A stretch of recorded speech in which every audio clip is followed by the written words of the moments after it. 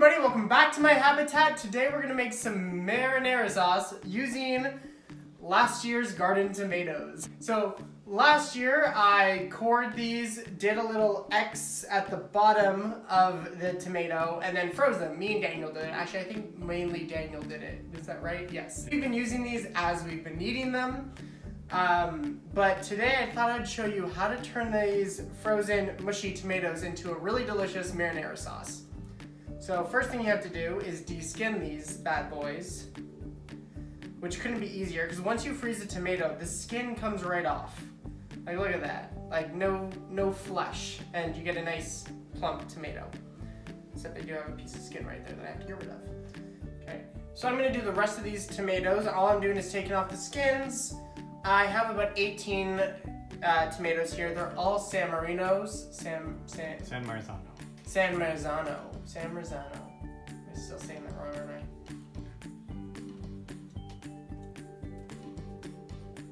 I? Okay, that is all done. Made quick work of that. Now let's get on to the actual cooking process. And going right into our pan, we have about 1/4 cup of extra virgin olive oil.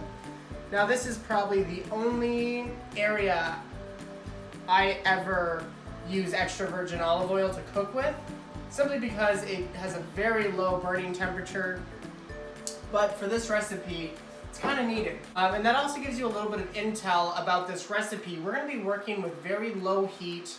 We're not, like cooking the heck out of all these ingredients. We're just wanting to like warm them up so they get really relaxed and mingle with each other. As corny as that sounds, but that's what we're doing. 1 chopped onion. I like to chop it very, very fine, but we're really just gonna sweat this down. The onions have been cooking for about 3 to 5 minutes.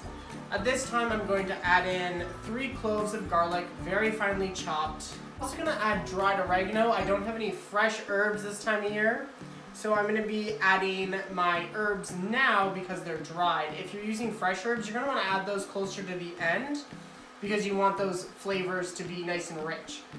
But when you're working with dried, you want to give these as much time for the oils inside these dried leaves to come out. So my house smells really good right now because the onions and garlic and oregano have all released their wonderful perfume, and it smells really good. And that's an indicator that we need to add our tomatoes. Together, I'm gonna let this simmer for the next 15 to 20 minutes, and then I'm gonna come along with my immersion blender and blitz it up. The sauce has cooked down quite a bit. It's really taken in some of those red tones from the tomatoes. It's gonna get probably a bit more red in just a second because we're gonna blitz it up with my immersion blender.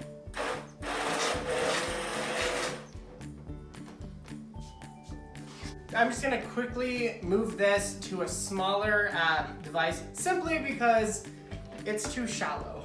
And if I use my immersion blender when it's too shallow, it's gonna splash back like it just did, and it's hot. I don't wanna get burned.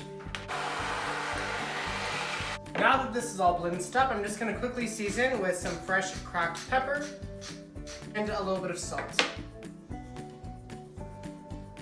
Almost done. I'm just gonna simmer it for another 10, maybe 15 minutes. Our marinara sauce is all finished. The only thing I have left to do is to mix this with my spaghetti, and I'll be right back with a delicious plate of pasta.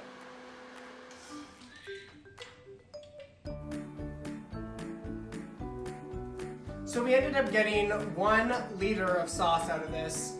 I already used half the sauce in the pasta. The only thing we need to do now is give it a taste. That's really good. Oh. And like it feels even better because the tomatoes are from my garden. I know that might be like a little bit of like a thing, but like it just means so much more. I want to thank you guys for watching this video. Such an easy recipe, ridiculously fast. Make homemade marinara sauce. Takes less than a half an hour, so by the time your water is up into a boil and you're cooking your pasta, by the time that's all finished, you can have your marinara sauce done from frozen tomatoes. Just to show you how fast this recipe is. Thank you guys for watching. Till next time, stay hungry.